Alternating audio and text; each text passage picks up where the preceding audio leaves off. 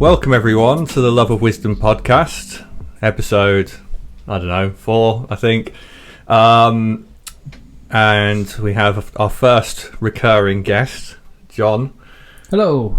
And we were just discussing before we turn this on about continuation of our previous discussion around domestic abuse, because time limitations meant that we couldn't delve into it as deeply as we'd like to. And I think that, I've certainly had a lot more thoughts on the topic since then. I don't know, have you been thinking about it, or have you just switched off since and autopilot? Pretty much switched off on autopilot. Occasionally it's come back into my head and I thought, I should probably think a bit more about that, and then done something else. Yeah.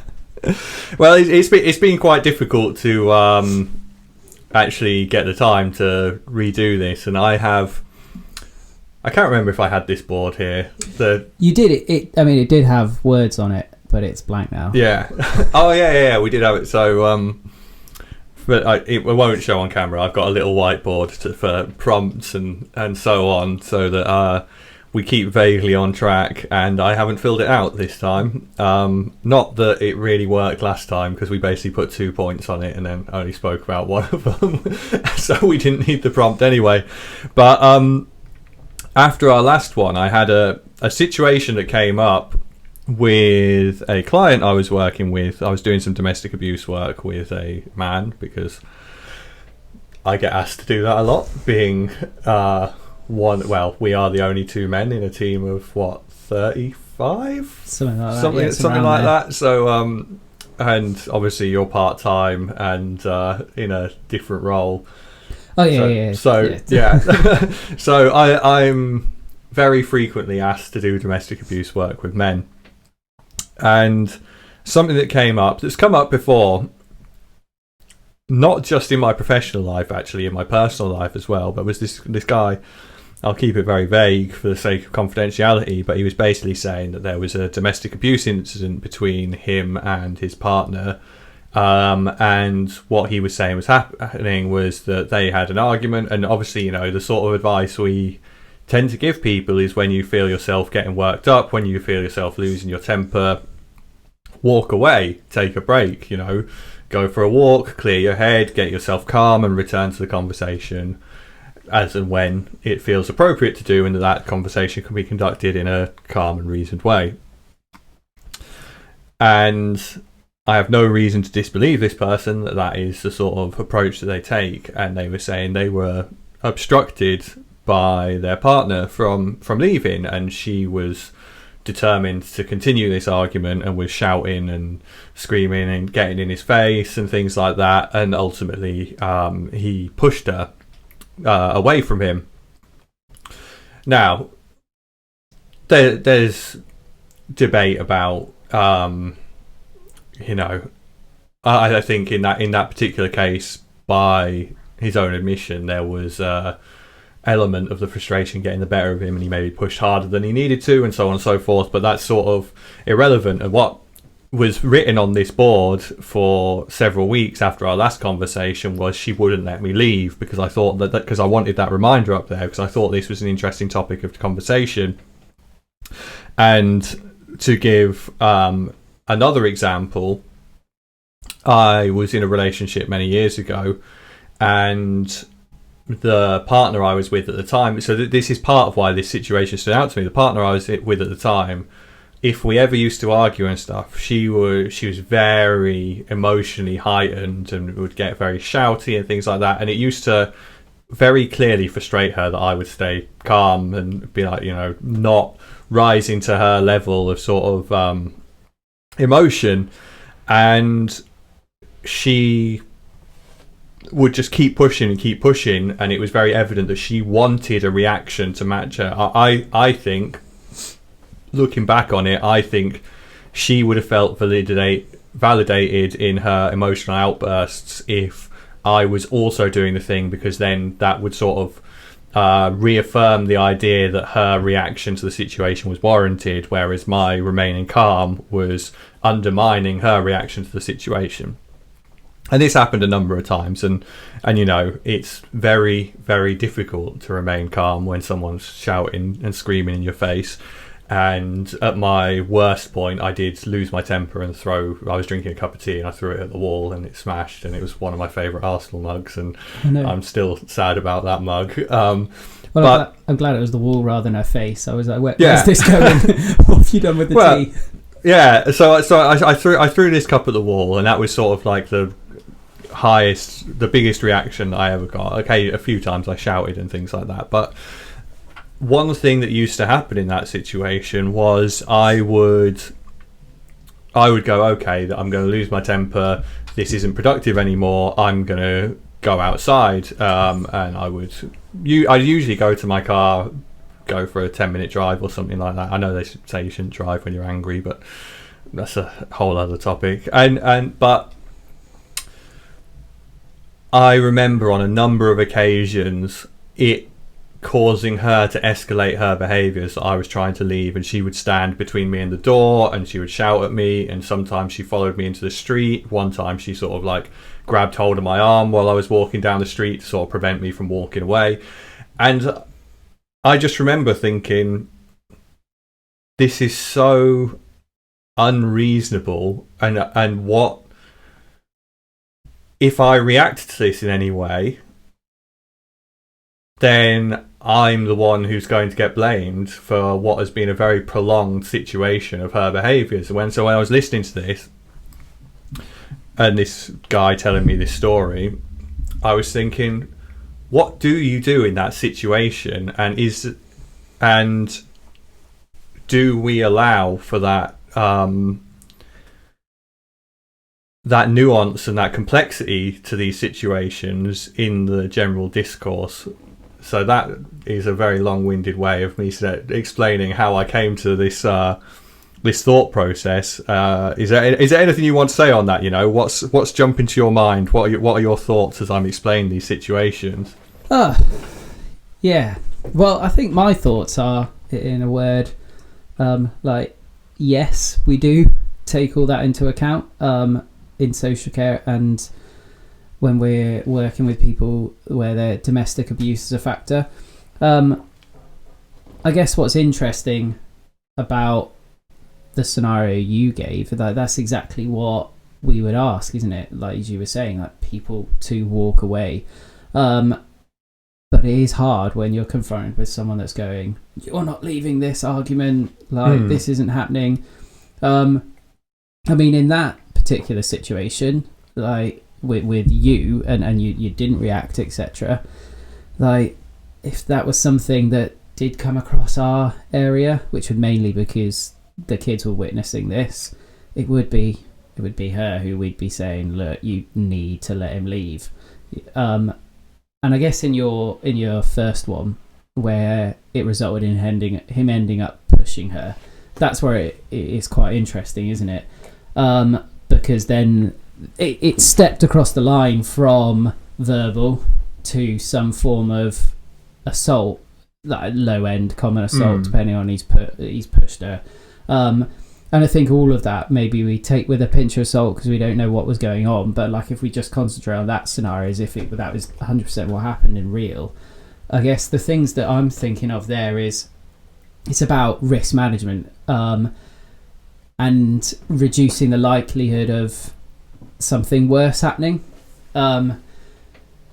So if there was a push, common assault, but isn't really causing any harm and is reducing the likelihood of him turning around and doing a lot worse, I can't, it's not okay, but I kind of think it is justified if you're being shouted at and pushed. Okay, so let me give another example. This is going to come across so much like I'm trying to justify domestic abuse. I'm not, but I think there is a need to dive into this. But let me give you another example. If, say, I was out in town and some man was giving me grief, being intimidating, being in my face, shouting and things like that, and I basically said to him, look mate, back off, and he carried on, and I said, look, I'm walking away, you need to back off.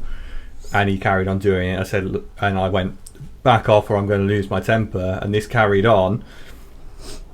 If that happens 2 or 3 times, I don't, and ultimately he carries on getting in my face, isn't letting me leave, and I smacked him, I don't think many people would be that quick to judge me on it. I think many people, particularly if people witness a situation like that, would say, well, actually, you know, you were quite patient and you could have done that sooner. I think would be a more common response than you shouldn't have punished him, you know? Yeah. No, I totally get that. And I think on that kind of common societal level, that's probably what most people would think. And I guess where it becomes complicated on that situation is then what does the law think, isn't it? And in that sense, we got 2 separate things. And I'd have to put my hands up, and I don't know. Like, what would the police say? Actually, that was completely provoked. And I think the question comes down to: do you feel threatened that if you hadn't reacted, you would have been the one that was attacked by this guy? I guess that's where that reaches that point. The preemptive self-defense argument. And I think that's probably justified. And going back a little bit to your first situation where you've got a guy wanting to leave and the guy standing in front of stopping him, and it's escalating. If he is remaining calm but feeling his anger coming up and threshold coming up, I mean, again, I think there is a justified way of physically touching someone to remove them from that situation. That is almost, again, like whilst it's not a preemptive self-defense in that sense, because that person probably not, well, I've decided in my head that person wasn't worried the girl was about to start lamping him one, but thought, hold on, I am going to end up hurting you. I need to move you from here so I can leave, provided like reasonable force was used.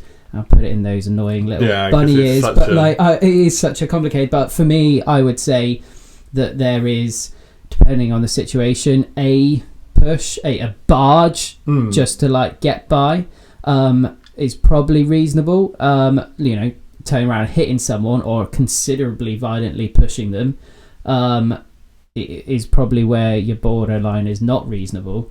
Well, so on that, the first question I asked this person was, and this is because of my knowledge of what it's like to be human and the sort of proclivities that exist within all of us, I sort of said to him, do you think you pushed to the bare minimum necessary to get you out of that situation, or do you think you let your anger and frustration and resentment get the better of you and you maybe pushed harder than needed, and there was an element of you that was sort of acting out of volition?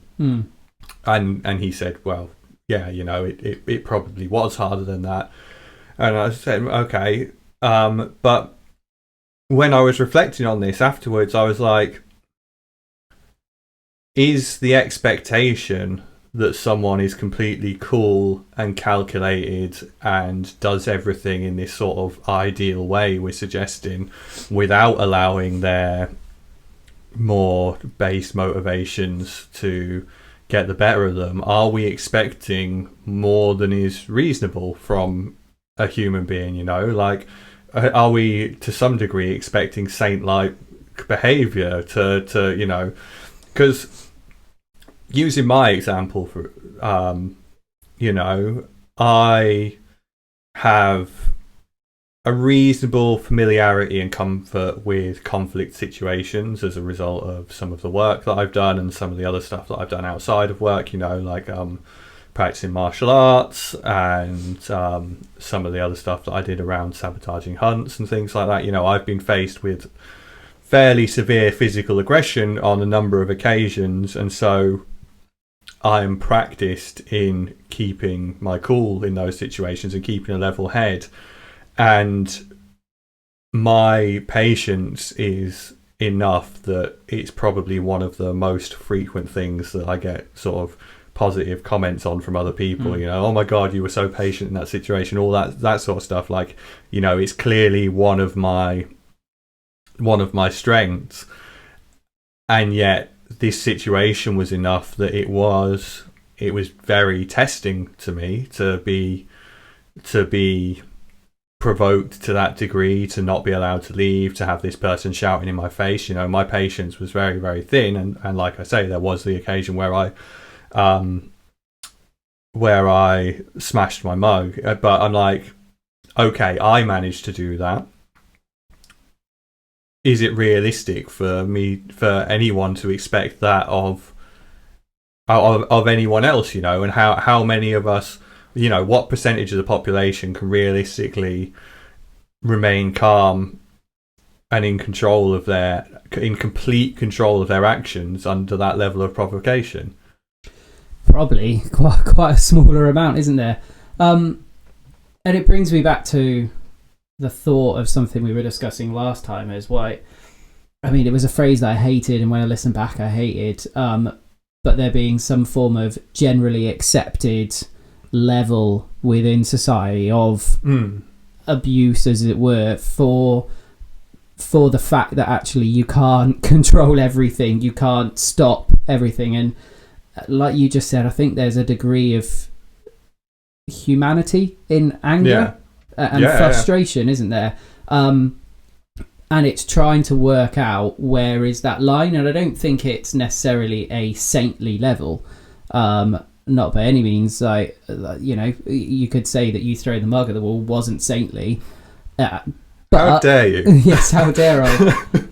But it is more acceptable than throwing it, as I joked earlier, like in her face. Yeah, that's where there's a line crossed, isn't it? And that's where I think when we're working with people around domestic abuse, I think it's almost like, in some ways, considering the levels we do actually work at where they will severely beat a partner, if we can get them down to a level where they're throwing the mug at the wall, it's not great.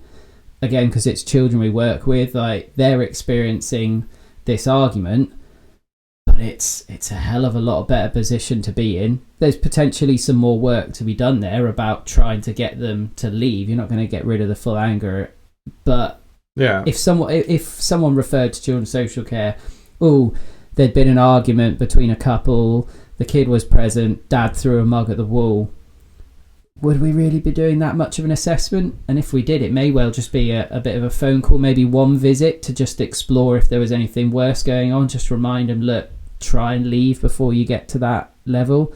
I don't think it really reaches that higher level of domestic abuse. And also, again, going back to the other one, because it's an important point we haven't really covered, is in that situation, if that was me, the focus of my work would actually be on the lady standing, preventing him from leaving. That's where I would be focusing, because I'd be like, actually, he's doing everything we'd want. Like, that's exactly where we'd want to be. It's now you that are raising the stakes and making this situation worse, where what we want is both of you to find a way to calm this down. Which falls apart if it's a whole lot higher level, if there is someone who is like repeatedly beating the crap out of them for nothing because they haven't put their tea on the table. It's not in the woman's responsibility to calm that down. But in the situation you described, there is a responsibility there. Like, this guy is not trying to hit you, he's trying to walk away. So I would maybe it's just a sort of limited sample size and limited insight that I get to it from my specific role, but I feel like you're maybe painting a slightly generous interpretation of how we operate in social care in relation to these issues, because I feel like if we had a report of something like that, the questions that would particularly, I think, I suspect there's a gendered bias in this, but I think questions would be, well, if he's doing that, what else is he doing? What don't we know about? And that's the line of inquiry that I hear most. That there is definitely, I know Scorefield's done a reasonable amount of writing on the subject of way in which feminist ideology influences social work to view men as a risk and as perpetrators inherently. That I think there is a degree of presumption of guilt, and this is I can't remember the statistics this time because but it's sort of what I was making reference to last time when I was talking about the intimate partner violence research that showed that actually a lot of the non-reciprocal violence was instigated by women, and so I think that there's perhaps a narrative that is impacting the way in which these situations are viewed, and they're not being viewed as objectively as the way you're painting it right now. You say I work objectively. My role. I'm saying you're talking about it objectively now. I haven't worked alongside you to view your work. I have no reason to doubt your integrity at work. Yeah. But you do work in social care, so I've got to be, a little bit sceptical. No, I think you're right to a degree there. We're doing a fair amount of agreeing this time. I can change that if you want. Well, let's see where we go. But I think part of the reason that we would, like I said, we may well at least do a phone call, but would it go onto a full assessment or not? I don't know. But part of the backgrounds that we are aware of is that if someone phones the police for help, not all the time, obviously, but the majority of the time, if there's domestic abuse, it tends to be that there's between 7 and 8 incidents that have occurred before they ring the police. Yeah. Now, in this particular one where they've thrown the mug, it may well just be the only thing they've done, or that could be the worst thing they've done, and there's been other arguments, and actually their relationship's not great and they're having a lot of arguments, but there's been nothing worse than throwing the mug. And this is where I guess, is this feminist ideology, or is this using the statistics that have been made available to us, that would we or should we actually go and have at least a conversation, try and explore that with the knowledge that, hold on, this could be a lot worse. This could be the first time that they've raised it, but actually there's more going on. Would we have a duty to at least double check that, or should we ignore it? Now, my view would, I think we should at least double check it, which could just be a phone call from our kind of what we call our MASH team, like where it's the referrals come into, speak to both parties individually, have that general conversation, double check from that point of view, just to see. Or it may well be that we do just want someone to pop around, have a brief conversation, check that was all it was, maybe just give some advice around it, which would be specific to how the argument got on. If it was your situation, be like, look, in the future, just try and let him leave if you find that you're getting wound up. And I know this isn't easy because you're human yourself, but try and you work with them, try and develop some sort of technique, some sort of things that they're aware of to try and calm the situation down so it doesn't get there again. But it may well be that actually you go out there and a hell of a lot more comes out, and that he's controlling the money, like that. He smashed all the mugs. He smashed all the mugs. She has no mugs to drink out of. Exactly. And then you're like, oh, okay, actually there's more going on here. So I think we do have a duty to at least check, but it's not, I would say, that it's going to move on to any real kind of intervention. It's not really pushing and calling this guy an abuser at that information that we've been given, but you'd probably want to have a conversation.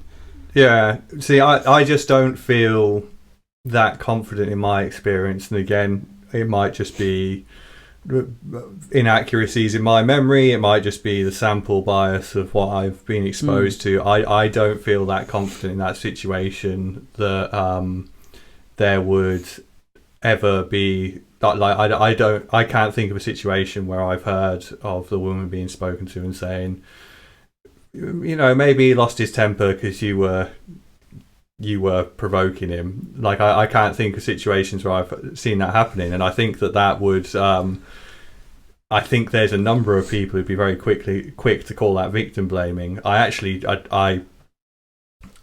The term victim blaming is used very inappropriately in my mind, and that might be something else that we could talk about if you wanted to. But I think there are a number of people who would refer to that as victim blaming, and I think you would potentially find yourself in hot water if that was your analysis in front of the wrong people within social care.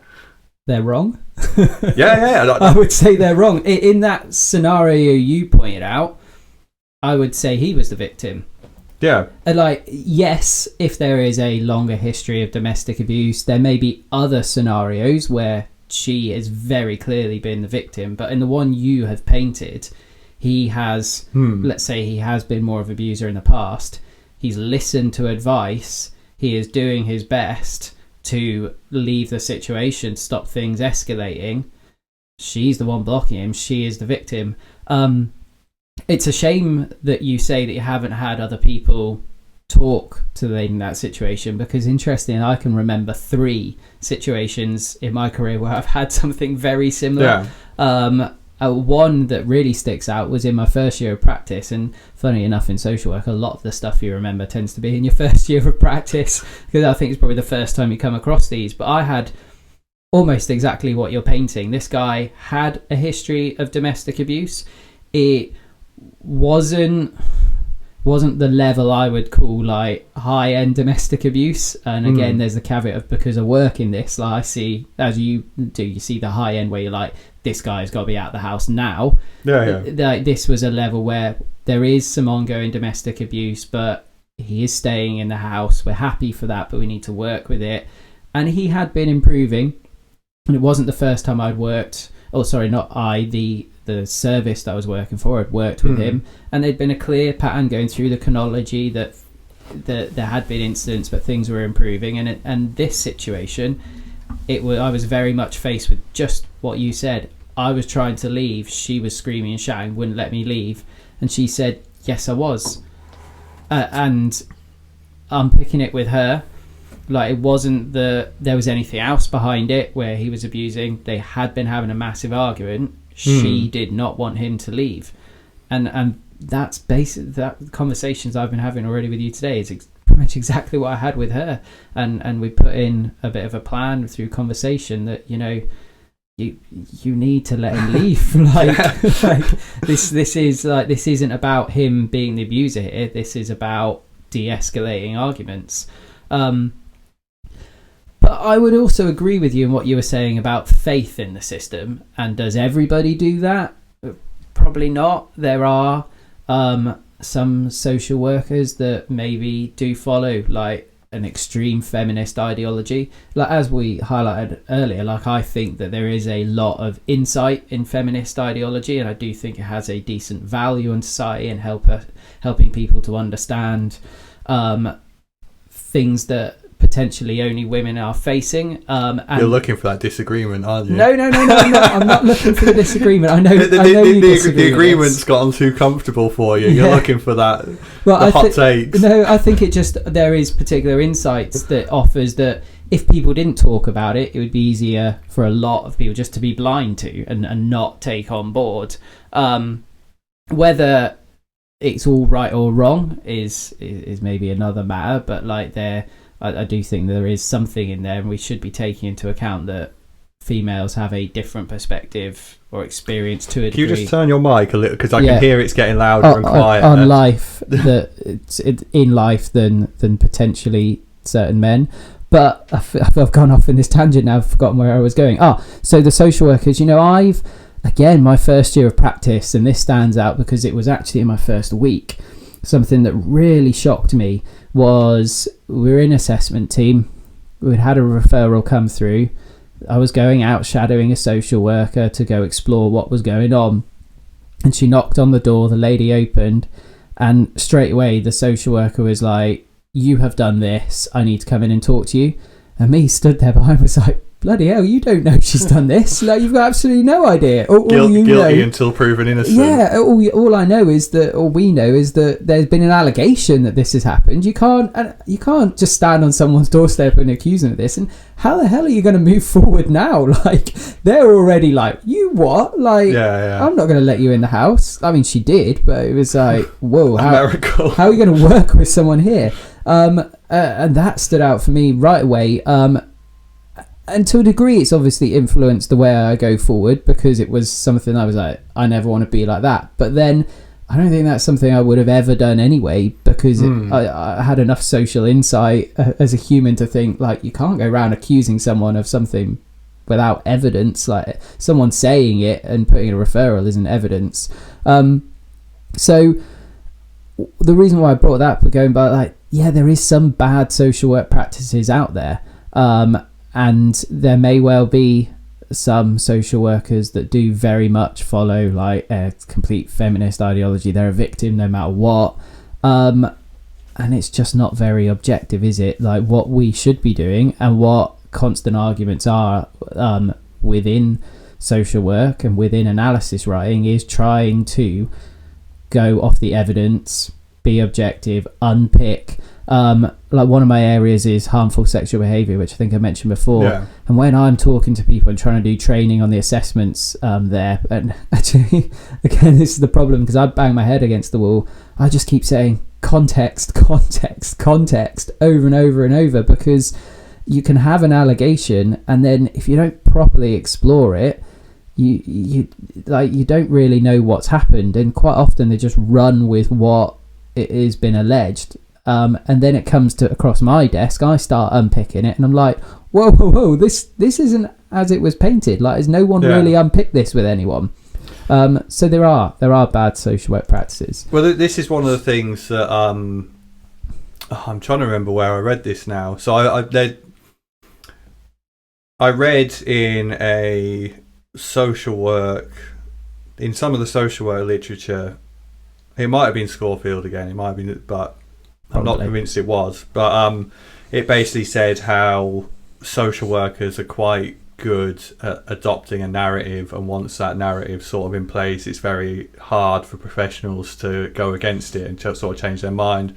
And it reminds me of a book that I'm in the middle of reading at the moment, The Righteous Mind by Jonathan Haidt, who's a moral psychologist, and he has a paper called the Moral Dog and Its Rational Tail, and that is basically some research he did into the way we rationalize moral judgments. And what happens is we basically form a moral judgment based on our intuition, and the rationality side of it doesn't come into play until much later down the line.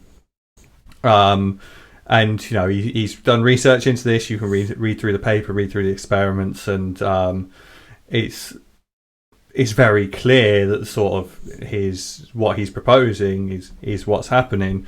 But what then happens is, once people have made a moral judgment, they find it very hard to go back against it. And what they instead do is they tend to, I'm saying they, like, it doesn't apply to me equally, we as humans, we look for evidence to support the intuitive moral judgment we've made, rather than looking for evidence to disprove it. And this is part of why science is so valuable, or good science. Not all science is created equal, unfortunately, particularly in the social sciences. Is that the entire objective is to look for evidence to disprove your assumptions and your theories. And so when you base it all around trying to disprove yourself, then it becomes much more resilient to these inherent biases and what are basically just intuitive judgments. And I don't think there's always enough of that done. And that sort of, reading that separate moral psychology bit alongside the social work literature that was saying that, we adopt narratives to a situation, and once that narrative's in place, it's very hard for professionals to change it. They clearly mirror each other, and it makes sense that would happen because it's a human endeavor with humans involved, and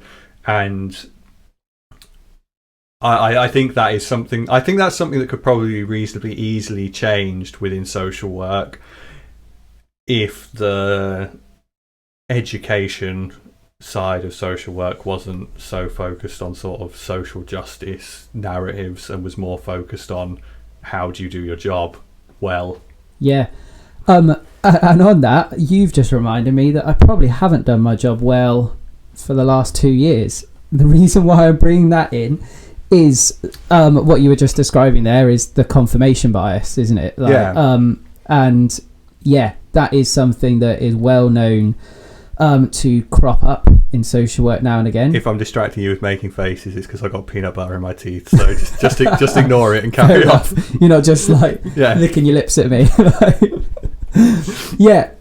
And I think a lot of social workers aren't actually that aware of it, and you're 100% right. It was something, the reason why I say the last 2 years is because actually I think before the pandemic it was something I was jumping up and down about a lot, and I haven't with my current ASYE. There's an ASYE for those people listening. There's someone who's new in the job and I mentor them, and I've just realised with this particular one I haven't done a mini tutoring session on biases, so I will do when I speak to her next month. But it was something that, as you said, in social work has been there. There has been studies about the narrative and it being pushed through, and that's when mistakes often happen. So what I did a few years back, probably about 5 years ago now, so you'll probably know from working with us, is there's an analysis template that I share out with people. It was something There's a lot of templates. Yeah, it was something I cobbled together from lots of different ways of writing analysis, and it's basically just some headings to help you write an analysis that makes you unpick everything.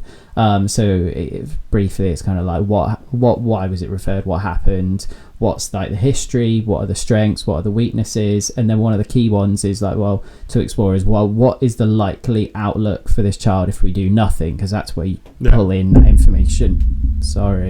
To create something, because that's sometimes with people that come into the job, they don't really know how to write analysis, and they'll do all that top stuff and not really actually pull it together to kind of consider what this actually means for the kid.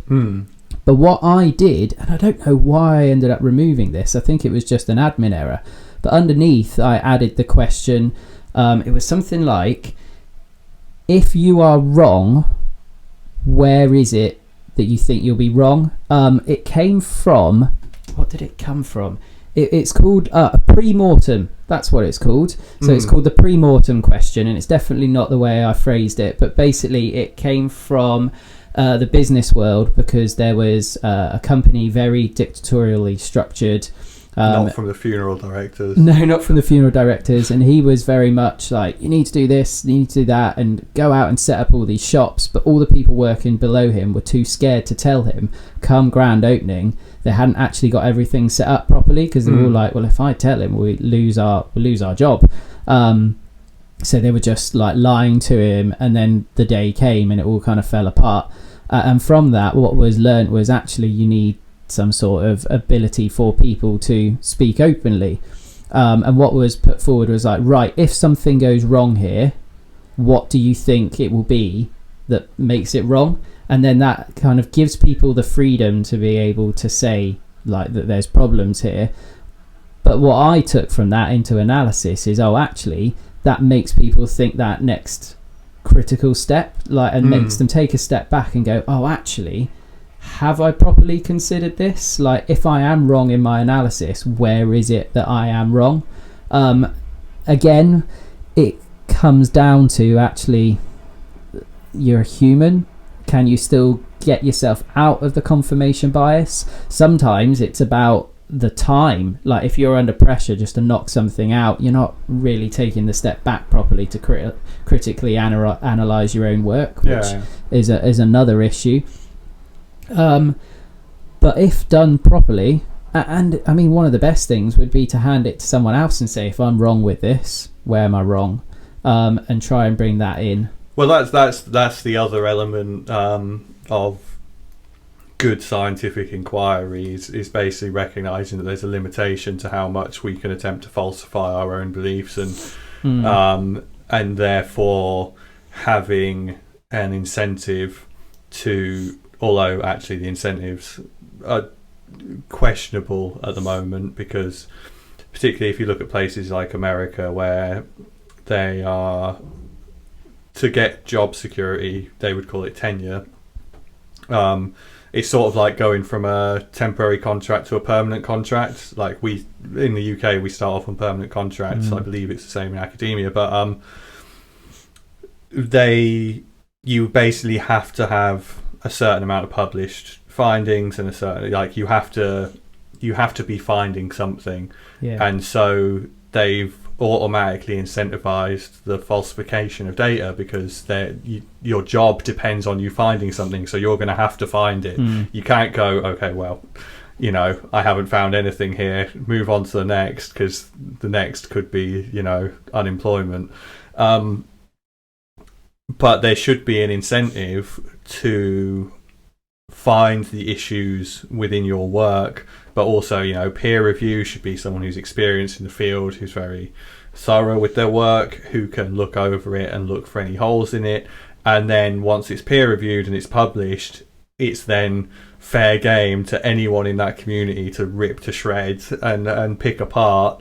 And the idea is that we are more capable, we only have a limited amount of computational power in one brain, but if we outsource that to dozens, hundreds, however many people, then collectively we can get a lot closer to the truth by checking each other. And that template you're describing is probably very similar to my thought process in general. And it's actually, I find a lot of the reflective writings and things like that at uni very difficult, and the reason is because by the time I come to write it, I've gone through this process 100 times over. I'm done with it. I've moved on. I'm exactly the same. It used to do my head in, and I was like, why aren't people just thinking like this anyway? And it's really hard to actually put it on paper, because I'm this is what I do. Like, what you're just telling me to just write my ramblings. Yeah, exactly. Like, this isn't. But it's surprising the amount of people that I come across that don't. And those people actually tend to, I think those people find that process easier, although there's probably a point where if you go too far to that not naturally coming to you, then it actually becomes hard to write it again, because it's so alien to you. But I would go, what are all the bits of evidence in this situation? What theories can I come up with that? What evidence do I have that supports each of those, and what evidence do I have that goes against it? And usually if there's evidence that goes against it, I'm like, well, that's in, like, even the smallest bit of evidence, I'm like, okay, I'm quite doubtful of that. And then I need a lot of evidence to believe that may be the case despite the outlying bit of evidence. Well, I sometimes have a crisis of confidence, and I think that about Tottenham Hotspur. Like, I'm like, am I wrong? Are they? No, they are absolutely shit. Awful. Like, it's shit. just like, what? But occasionally, like, someone tries to put something through, like, they're all right, and I'm like, really? I don't think they are. No, consensus achieved. They're shit. They're going to be shit forever. They're never going to win anything, and no one needs to think positively about them ever. Oh, cool. Well, I'm glad we're still there. And their fans are just deluded. We're both Arsenal supporters, by the way. In case it wasn't apparent. But yeah, it's...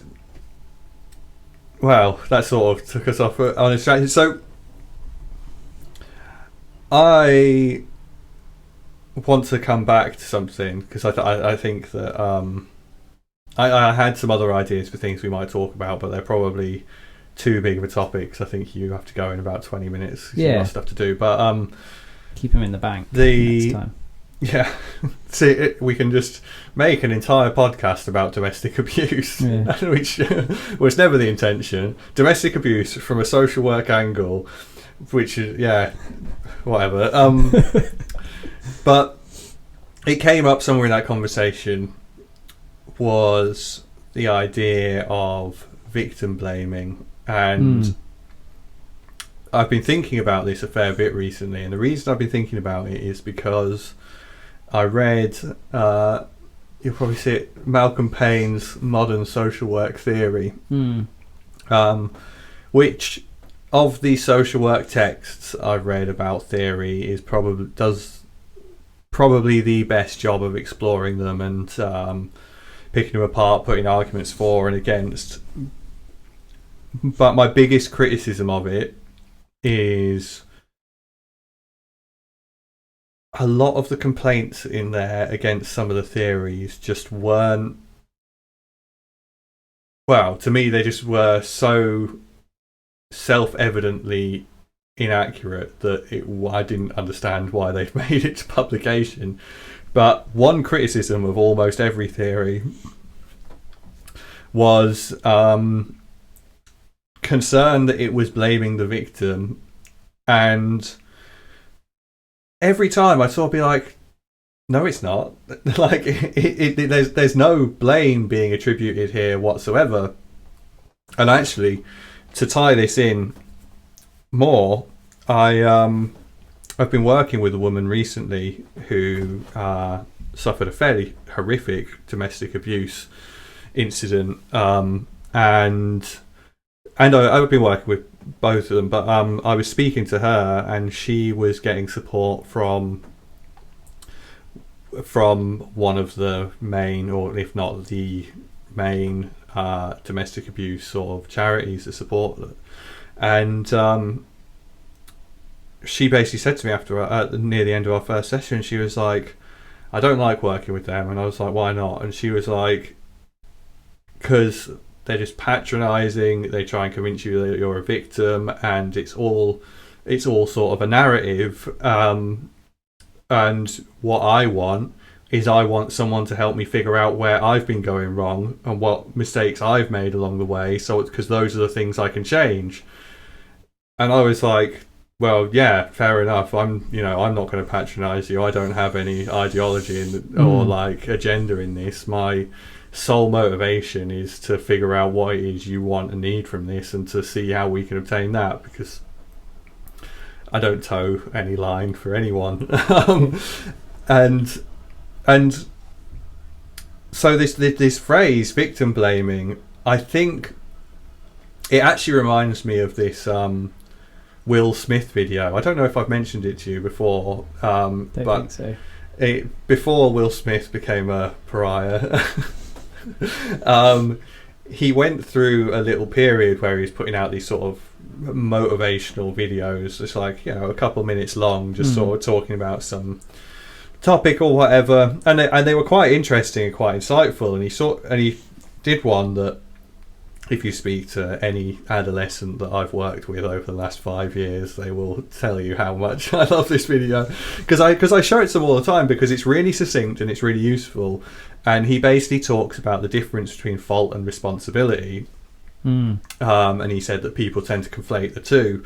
And he basically said, fault, one of the examples he used is, he said, it's not your fault that your father abused you when you were a child, but it's your responsibility to deal with it and to go out and live a meaningful, successful life regardless, and to achieve despite the obstacles that have been put in your face. It's not your fault if something bad happens in your life that was beyond your control, but you have a responsibility to manage your reaction and your behaviour going forward. And it reminds me of actually in many ways of Viktor Frankl in Man's Search for Meaning, which he says, are you aware of Viktor Frankl? Nope. Okay, so he was a Jewish psychotherapist who was detained in the concentration camps in Nazi Germany, and he wrote a book called Man's Search for Meaning. Absolutely brilliant book. I think, was this the guy that realised that as long as he had hope, like, he'd be all right, and found search for meanings of having hope, and ended up surviving the concentration camps, and that's where it come from? There was quite a few things that he found. Like, he said, love. He said that people who had some sort of faith or hope, you could tell when someone had given up on that, because quite often people would have this idea that maybe like they were all going to be saved on a certain date, and when that date passed and they weren't saved, those people would quite often die within a few days of that and things like that. So you were sort of saying there seemed to be some life-sustaining value to having faith. But one phrase that I hear quoted quite a lot, and I'm probably going to butcher this now, but he said, you know, everything can be taken from a man but one thing, the last of all human freedoms, which is the right to choose how we react to any given set of circumstances. And what he was basically saying is, you know,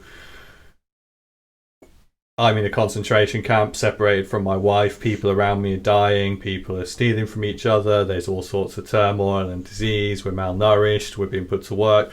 You know, it's about as horrendous as things can get, really. And he was basically saying, but I have a choice about whether I succumb to my circumstance or whether I go, you know, I can make myself useful, I can do something, I can carry on. And so that to me represents this fault responsibility dichotomy, because he was saying, you know, it might not be my fault that I'm here, but I have this freedom to act on my individual responsibilities, my moral responsibilities, and the imperatives that come with being human. And one thing that I hear the phrase victim blaming used for, it seems to be a conflation of fault and responsibility. And it seems to be any time you suggest that someone who has been a victim might change their behavior or change something about their outlook or try and do things differently to reduce the likelihood of them becoming a victim again, then people say, well, that's blaming the victim, you shouldn't be expecting them to change. And that's, do you know what I mean? I know. Yeah. I think I know exactly what you mean.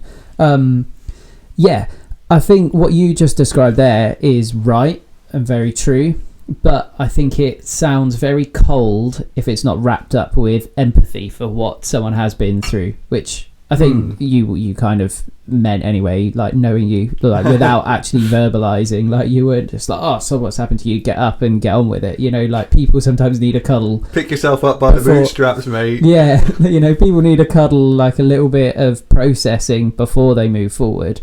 But yes, like there is a responsibility, and yeah, there's so many different things that you spoke about there. I think one of the first things that stood out was when you mentioned the lady who had gone to Women's Aid.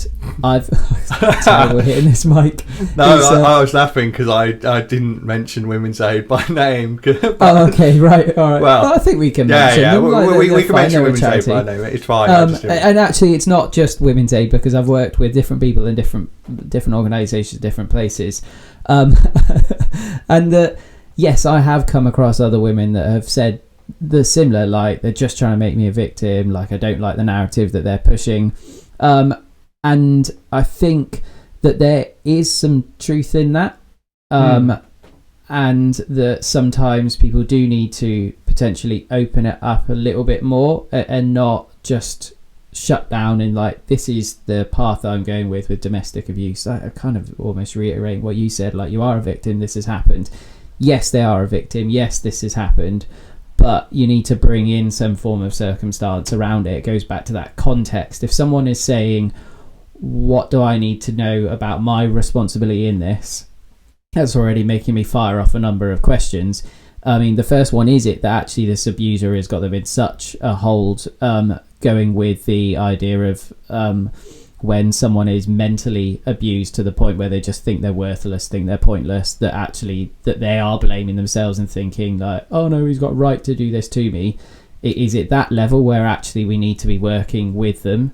Or is it more of a level that they're, from the previous circumstance, being like, oh, actually, no, I need to learn a little bit. He pushed me, but I had a bit of a role to play in where that argument got to. And in that situation, if you are trying to support I wouldn't even call them a victim in that situation, support that person in their role, to be like, yes, he pushed you, but you know, there was other stuff going on there, like he was trying to be reasonable, he didn't want it to get worse, then there is some responsibility there to take. And and organizations sometimes do need to unpick that. But it's very hard, I guess, without getting that context and having those further conversations. And I'm instantly worried about the lady that said that to you, because I'm like, well, hold on, where is she? What is that relationship look like? I'm kind of like itching to unpick it more, which we won't, because I don't think we can. Yeah. But it may well be that actually, she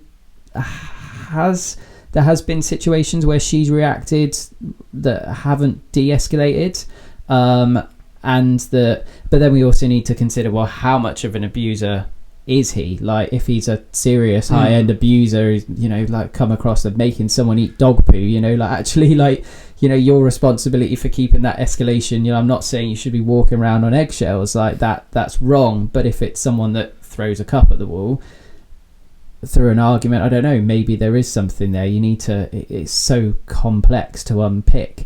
And it may be that she's actually turned around and say, well, I need to understand my role in this, because how do I keep ending up with people that do this to me? What do I need to learn? It was much more that, it was she's a very intelligent woman, very intelligent. And she was basically saying, there's no part of her that doesn't recognise that what he did was wrong and things like that, but she wanted to understand, because there had been several incidents throughout her life where she had been victimised by other people, and she was basically saying, there's a pattern here, this has happened multiple times, what am I missing and what do I need to change to reduce the risk of this happening again? And what we identified, I recommended that she completed a Big 5 personality trait inventory, and she came up, as I suspected, but I pretty much I'd guessed this already, but I wanted her to do the assessment. Well, first of all, I wanted her to see it in more concrete terms. It was something that she seemed interested in. And then what came up was that she was highly agreeable and highly compassionate. And I was like, I thought that was the case. Because I'm the same. I think I come up in 97th percentile for compassion. So, I'm... Freak of compassion, man. Yeah. Which probably comes across from all my cold comments. Yeah. It's funny how often I get mischaracterized. But, that puts me, if I was in a room because not everyone's familiar with percentiles and how they work, and if you are, I'm sorry, this sounds patronising, but if I was in a room with 100 people, only 2 of them would likely be more compassionate than me in terms of personality and temperament. And I'd always been aware that I have a very strong, empathetic, compassionate streak, but when I didn't think it was that exceptional, and then when I did this assessment and I found out that I was that high, I thought to myself, okay, there's a downside to that. We've gotten, I think that virtue has gotten somewhat confused recently, and we've decided that certain traits are purely virtuous, whereas compassion is virtuous to an extent, but it also needs to be balanced with other moral dimensions and things like that. And one of the issues with being highly agreeable and highly compassionate is that you are very likely to prioritize other people's needs over your own. You're very likely to adopt people who maybe have issues because you feel like you can fix them, and you're vulnerable to exploitation and being taken advantage of. And I could see this within her because it was me. It was just reflecting back myself. And actually, without going into the details, the assessment worked exactly how I hoped it had. She read it, she was shocked to find out how far along she was, and she came back to me the next session and said, I did it. I realised this about myself. A situation came up where someone else asked me to prioritise their needs over mine, and I thought, I'm not going to do it this time. And she put in some boundaries, and I was like, yes, that's what I wanted. And to do that in the space of one session was remarkable. Yeah, no, that's fantastic, and that's fantastic bit of social work there, isn't it? Like, that's what it should be about. And I think it's important to just throw out there straight away, even though, you know, she is, no, not even though, it's the wrong way, she's a highly compassionate person, but that does not excuse in any way the abuse that was put towards her and that person taking advantage of her compassion. Because if I met a passionate person, I wouldn't start abusing them, you know. Like, no. that person was still massively in the wrong. But is what I think you're trying to highlight, there is something that she can do herself to prevent getting back in that situation again. Yeah, the last of all human freedoms, as Viktor Frankl said. Yeah, and it's true. Like, if there is someone that is going through a pattern, it's not just going, you're a victim. It is about strengthening them. And my understanding is that with some of the programs that they're for primarily women that have been victims of domestic abuse, they do touch on what a perpetrator looks like, their characteristics, but I'm not sure, and I may be wrong because I've not been through one. Do they actually focus on some of that stuff that you just said there?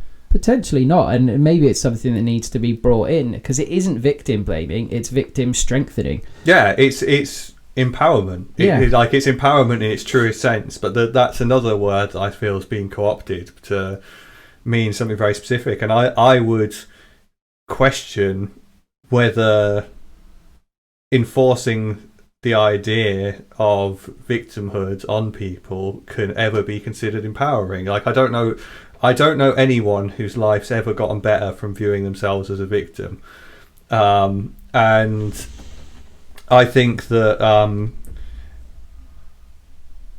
so one thing that actually was, I'm just checking the time, but I'm desperate to interject as well with something like, you're 100% right there, but I do think that there is room for sometimes helping people understand that they are a victim, and I think that's probably where these organisations come in, because as I was pointing out earlier, that scenario where if there's been so much mental abuse, you think you're worthless, you think you deserve this, you're not really understanding. And I've come across victims that don't even realise they're victims of abuse when they very clearly are.